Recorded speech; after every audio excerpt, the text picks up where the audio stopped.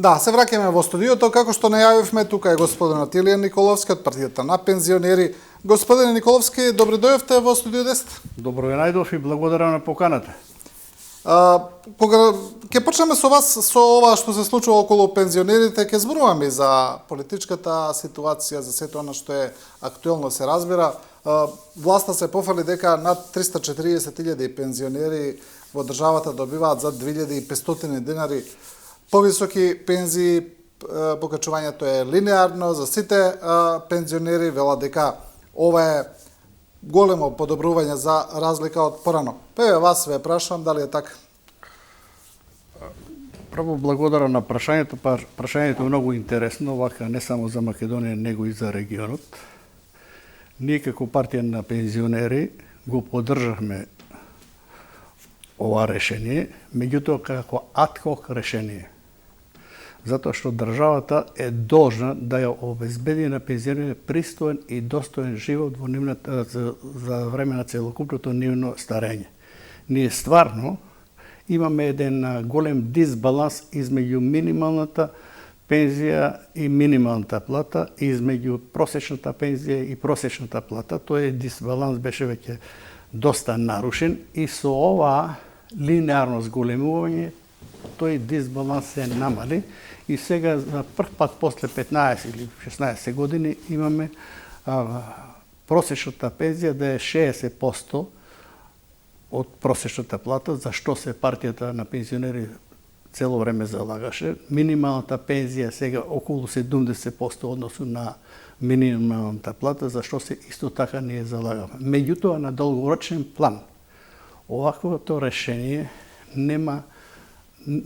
прво нема економска оправданост никаква, второ нема ни правна оправданост. Меѓутоа правна оправданост владата може да смени законот и тоа го и направи. Меѓутоа веќе увидува дека тоа е неодржливо, затоа што ја нарушува стабилноста на пензискиот фонд, а државата е должна да обезбеди, зашто и ние како партија се залагаме, да обезбеди стабилен пензиски фонд и одржливи решенија.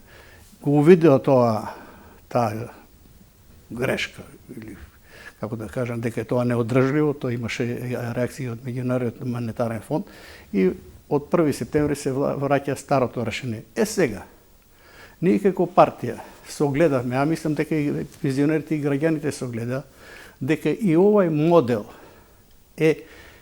не е најдоброто решение.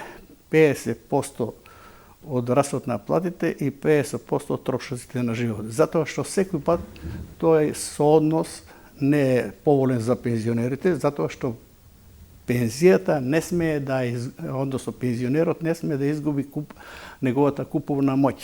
Тоа значи, ако цените повеќе растат во односу на платите, онда тој сооднос треба да се мени. И токму затоа ние како партија се залагаме да се изврши едно редефинирање на положбата на пензионерите во врска со тоа да собранието донесе една резолуција која треба да биде сеопфатна, резолуција која не би било македонска измислица, него такви резолуции постојат при Обединетите нации. Значи на пензионерите треба да им се обезбеди достојно старење, да не биде тоа, да не постои генерацијски јас измеѓу младата популација и пензионерите, затоа што во денешните услови се повеќе и повеќе имаме старење, така да некои предвидување европски па и светски, Македонија е во тие рамки и некаде околу 2050 година ние би имале 30% население над 65 години. Тоа не значи дека таа генерација постара дека не може да придонесува како што беше досега, него напротив треба да им се овозможи постојано и на нив пристап до образованието, да им се овозможи пристап до одредени работни места. Тоа значи дека можат пензионерите да се промени законот за работни односи како што оваа влада сега го подготвува. Ние како партија на пензионери 3 пати јас во собранието поднесував промена на законот на ПИМ, тоа е член 148, каде е регулирано. Кај нас има таква едно, мора да бидам вулгар, едно многу глупо решение. Вика, доколку се вработи пензионер, пензијата става во мирување. или во земјата или во странство. Ако инвалид се вработи, губи право на инвалиднина. И јас поставав така прашање, викам, како, ево, хипотетички, некој пензионер во тоа време кога поставав пратенички прашања, има 12.000 пензија. И се вработи во агенција за односно за обезбедување. Во тоа време платите беа во агенциите за обезбедување 12-13.000, значи 12-13 25.000. Дали со 25.000 тој ќе се вработи? Дали треба пензијата да стави во мирување с тие 12.000? Не. И затоа постојат решенија. Едно од решенијата е, например, како што сега предлага владата, иако не е најдоброто тоа решение, да можат пензионерите да работат до 4 сати и истовремено да им тече пензијата. Второ решение да може после 65 години, ако некој сака да работи и може да работи, да остане да работи, да си прима полна плата и 50% од пензијата. Значи може да се најдат многу модели околу вработување на пензионерите да може да придонесат. Зошто е стравот, да можат пензионерите да работат целосно, доколку сакаат, бидејќи знаеме дека има многу држави каде што постои тоа решение. Апсолутно. Имаме и во нашето соседство такви држави каде што може. Па јас тоа цело време го имам. Што е проблемот? Зошто? Кои се аргументите? Аргументите беа некое глупо решение дека пензионерите ќе спречуваат вработување на помладите. Меѓутоа, ево се покажа дека не имаме сега толку голема потреба од работници, а пензионерите, иако некои работат, фактички не можат да работат. Ево, да ви кажам еден пример. Прашам газдите на Национален ресторан, викам, зашто го затворивте буке, тоа исти газди, вика, немаме келнери. А имате млади пензионери кои замине кои одат во странство. Таму се даде соодветно. А младите не сакаат да работат. А младите не сакаат. Значи, треба на таа сребрена генерација или бели коси да им се возможи да може кои се здрави, кои се способни да може да работат. И истовремено треба на нив, иако имаме ние сега универзитет за доживотно учење, треба да им се возможува да се дообразуваат пензионерите, например, да од економска гледна точка да сватат што е втор пензиски столб, што е трети, така натаму. Информатички да се образуваат, па и учење на страни јазици. Значи, постојат многу начини на овозможување на пензионерите да работат и да се вратам на тој сооднос, се покажа дека не е соодветен. Например, Словенија има 60:40. Тој сооднос зависи, ако, например, платите побрзо растат, onda ќе тој во корист на пензионерите 60%. Ако цените побрзо растат, се менува 60:40, не 50:50. Хрватска сега предлага нов закон 85:15. Ево и Хрватска предлага сега да се овозможи на пензионерите да можат да работат, донесуваат нов закон веќе во постапка во собранието, така да ние тие работи треба да ги прифатиме и да се редефинира односот на државата кон пензионерите. Имаше уште една забелешка во однос на ова линеарно покачување што беше направено сега, што вие велите ад хок и веројатно ќе остане ад хок, дека тоа не е праведно кон оние кои плаќале повисоки придонеси во текот на работниот век. Да, јас го тоа образложив, мислам, во оваа студија пред 9 месеци. Тоа е опште не е затоа што некој придонесувал со големо вложување во пензискиот фонд, 40 или 45 години, некои тие ги нарекувам интроманите, работи 15 години, стекнува право на пензија, на минимална пензија и стекнува право на здравствено осигурување. И се договараат со газата, вика, јас се и понатаму ќе работам, јас болно случаи тако и знам, ќе земам, ми даваш на рака и после кога заминува во пензија и тој сака, например, да има исто зголемување на пензиите како што имале тие кои придонесувале со големо вложување во пензијски фонд 40 или 45 години или 35. И сега хипотетички, да попластично да им објаснимо дека не одржува. Тоа значи, например, јас имам 10.000 евра акции, вие имате 1.000 евра. И после сакате исти исти процент на дивиденда да земе. Или има изведено пресметки, например, тоа е со 20.000 12.000 пензија. Некој заминува со 20.000 пензија, некој заминува со 12. Инфлација во државата 10%. Во старт разликата е 40%. После 15 години таа разлика доаѓа 20%, после 10 години разликата доаѓа некаде околу 6%.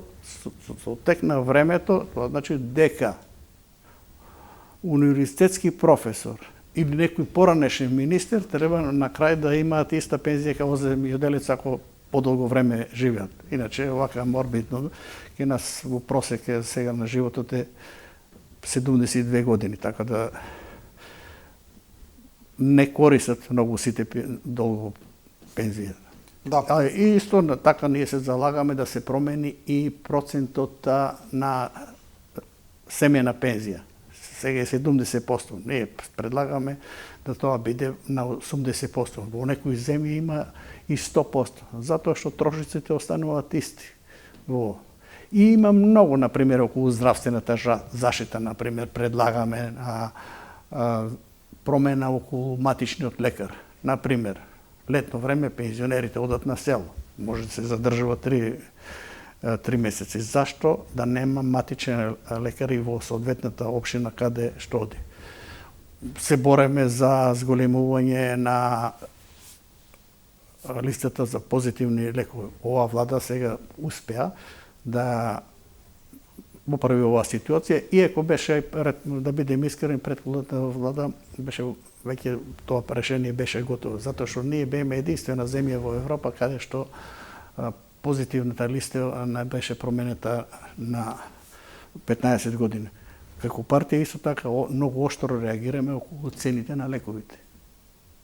Во Македонија, ако погледаме во односу на регионот, најскапи лекови не имаме. Поевтини се и во Србија, и во Бугарија, и во Грција, и во Косово и така натаму. Значи има многу прашања кои треба да се редефинираат и околу и околу домовите за стари лица, например, треба да се изградат нови, да се овозможува на пензионерите активно кои сакаат да се бават со некоја активност. Ние во Скопје кои имаме тоа да реџан, меѓутоа тоа не е доволно.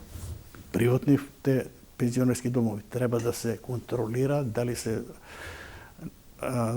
задржани одредени стандарди кои треба да се почитуваат. Ние знаеме дека во многу приватни домови има малтретирање на пензионерите, им наплаќаат високи цени, меѓутоа од друга страна имаме и психичко, па и физичко малтретирање. Тоа веќе за жал. За жал така е. Сега беше јавноста потресена од оној случај на гериатрија каде што е приведен директорот, каде што барал 100.000 евра за да го смести човекот во институција. Замислите, сега ако е веќе улога партијата на пензионери со неколку соопштенија, ние издадоме соопштенија уште пред случајот во Кочани, дека апсолутно сме незадоволни од борбата против корупцијата и организираниот криминал. Значи, за жал, во оваа наша држава корупцијата постана систем на живење. Ја вчера со еден овака пензионер, мој колега, разговараме, ја му кажувам дека јас во животот немам дадено некако мито нити на никој да ми побара некој дека би го пријавил. Он вика, јас имам даван. И кажува случај на некој, не кажа на кој директор му дал 250 марки во тоа време, и вика, он се вика, не, треба, ево ти ги враќам. И вика, кога со брат ми седуваме во кафана, гледаме плик, отвараме 500 марки. Вика, он помешал пликовите. Значи, постана најнормален начин на живење, дека ништо не може да завршиш без мало побитување. Јас сум апсолутно против, нити сум барал, нити сум давал. И кажувам отворено на сите колеги, кажувам на мене да ми побара некој ќе го пријава. Да, така би требало да биде кај сите, но за жал не е така. Еве, кога веќе зборуваме за корупција, за она што се случува, за актуелните случаи, тоа е во Кочане, еве случајот кој се уште ја бранува јавноста, видовме проширување на истрагата, како што велат надлежните 50 и нешто луѓе, физички и правни лица. Она што го забележуваат дел од познавачите, од аналитичарите, е дека истрагата се шири временски наназад, па еве дојдовме до 2012 година до Валон Сарачини кој бил министар во тоа време, но не се таргетираат актуелните функционери и актуелните министри. Па сега прашуваат како може некој кој бил министар за економија во 2012 да е виновен за ова? Може би не е, не знаеме, но да не е актуелниот министар за економија кој веќе скоро година дена е на таа функција. Одлично прашање. Ние во врска со тоа пред минатиот вторник имаме состанок на извршниот одбор на партијата. И разговараме на таа тема и издадоме соопштение едно, односно апел до владата и до собранието на Република Македонија и во тоа кажаме дека ја поддржуваме енергичната борба на владата во борбата против корупцијата, организираниот криминал и очекуваме од резултати и така натаму врз основа на докази, очекуваме да не биде селективна правдата. Ја сега не можам да кажам, меѓутоа мислам дека има оправдано реагирање на одредени субјекти. Не може, например, актуелните полицајци кои биле таа вечер таму или актуелните дежурни на смена и така натаму да не бидат одговорни. Затоа за секој настан, поголем настан се врши безбедносна проверка, односно не проверка, него безбедносна проценка, дали постои ризик или не постои. Не може на еден таков настан кој знаеле сите да не постои безбедносен ризик. Према тоа, полицијата морала да реагира на одреден начин, да превенира, ако, например, не може, ако се користат пиротехнички средства, за користење на пиротехнички средства се бара одобрување. Ако вика дека имало полицајци внатре, а почнале да се користат пиротехнички средства, полицајци требале да реагираат. Меѓутоа, како што гледаме, 13 години или колку никој тамо не извршил контрола. Не може да ги ослободиме и тие што веќе биле, ако има последици. Меѓутоа, ако нема последици, ја не сум правник сега, не можам да кажам, меѓутоа, немало последици, меѓутоа, длабоко сум уверен дека сите кои на одреден начин имаат свој удел во ова, треба еднаш за секогаш да се даде со тоа се дава една јавна опомена на граѓаните на Република Македонија дека нема да се толерира понатаму. Сега ќе видиме како. Јас многу често го повторувам дека оваа влада има историска шанса да покаже резултати во борбата против корупцијата и организиран криминал. Дали тоа ќе го искористат, а има таква шанса. Ние во тоа соопштение рековме дека ние сме за преиспитување и други слични случаи него, али не само овака од политичка гледна точка, него ако има нови докази, а не сега како што некои бара и лескарци, дурмотурци и така натаму. Ако има нови докази, може тоа да се преиспитува. Меѓутоа, ако нема нови докази, нема преиспитување. Понатаму, ние во нашето соопштение, тоа што сум го ја и многу пати барал, да се преиспита потеклото на имотот на актуелните функционери. Меѓутоа, што не верувам дека има политичка волја, тоа прашање го има повеќе пати поставено, да се испита потеклото на имотот на сите досегашни функционери од каде му толку имот. Тоа е многу лесно да се види дали некој поштено заработил плата или не. Имам јас овака една пресметка изведувам, викам некој има 40 години работен стаж. Тоа се 400 по 12 месеци, 480 месеци. Нека зима по 1000 евра плата. Тоа се 480.000 евра. Трошел и така натаму, а ето да речеме 300.000. Остануваат уште 180.000 евра. Па нека и по 2000 евра. Ако гледаме се што има, некој треба да докаже од каде е тоа. Меѓутоа, дали ќе има политичка волја, не верувам, меѓутоа треба тоа постојано да се зголемува.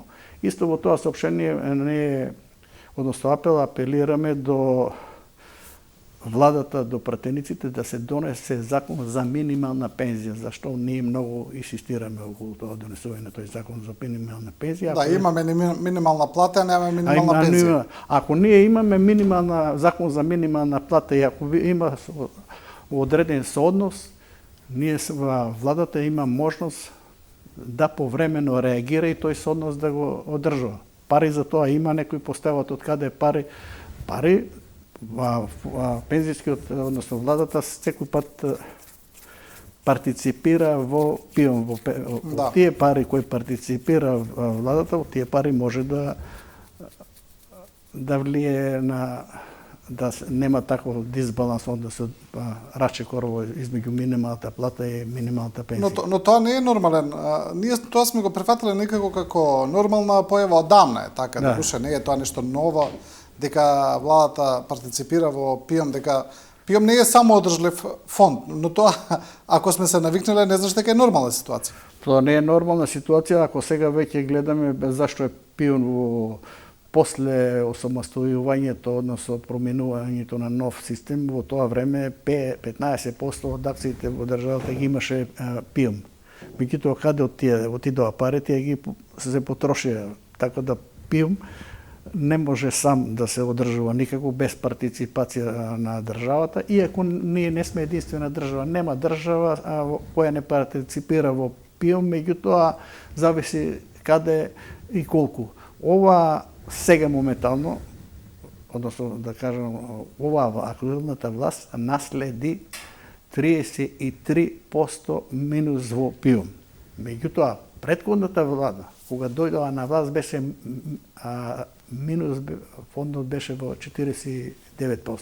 Значи, немој да се вадат дека е многу голем минус бил во ПИОМ, затоа што никој пат во подобра кондиција не бил ПИОМ. Меѓутоа со ова линеарното зголемување за година дена сега имаме 34% е во минус, се на крајот некои предвидувања има дека на крајот на ова 2025 ќе биде 36,7%. Да, добро, и за крај, се уште не почнале да исплаќаат приватните пензиски фондови, тие исплаќаат, но не во голем процент. Тој процент треба да се зголемува, ми се чини дека 2030 веќе треба да биде 35-та целосна веќе да функционира, да речеме целосно како што се замислени. Ова се уште не знаеме како ќе функционира, бидејќи има пресметки дека таму пресметката за пензијата ќе биде помала. Таму има пресметка, има многу шпекулации, за жал јас не сум баш многу сигурен како тоа ќе изгледа, меѓутоа едно е сигурно дека со почнување на исплатата од приватните фондови дека ПИОМ ќе се намали притисокот. ПИОМ ќе се намали притисокот и ќе се стабилизира, тоа е сигурно. А сега како ќе биде процентот, тоа ќе видиме. Да. Како и се друго кај нас, неизвестност, па што ќе добиеме на крај, тоа ќе видиме. Да, некако ни останаа доста теми, но немаме веќе време. Ќе оставиме за некој едно гостување, господин Николовски. Нема никаков проблем. Да. Се очекува дека и актуелната политичка ситуација, безбедносна ситуација во светот дека ќе... Па да, требаше, но некако доста се задржавме на пензиите. Ајде за тоа ќе направиме една посебна емисија. Нема може проблем. Така, да, вие сте и поранешен генерал, тоа сите знаат, тоа ви е специјално, ви благодарам.